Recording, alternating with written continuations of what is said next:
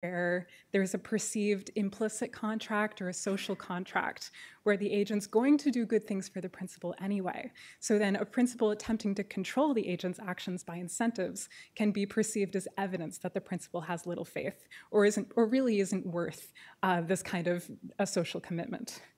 Or an incentive can show, for example, that social norms aren't good enough to support the activity the way it is. So if I have to pay people to lose weight, maybe that means that there's not enough pressure in the world already to get them to lose weight. And this is probably not as applicable to weight loss as it is to other behaviors, but that's one example of how it could work. Two more mechanisms I'll tell you about have to do with reputational effects.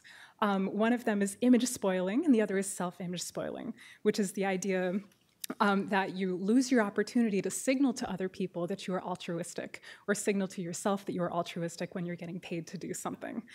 So I see my yellow light coming on here, so I'm gonna try to go quickly through the rest of this. Incentives that cause motivational crowding out arouse concern on a few different bases.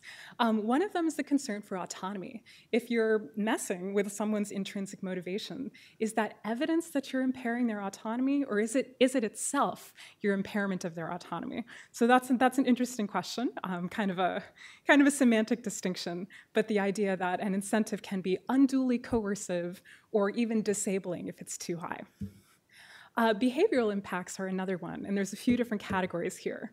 If your motivation has been absolutely depressed, it can lead to less engagement now, less engagement in the future, reduced quality of your performance, but the potential for a changed distribution in the agents that are willing to do a behavior.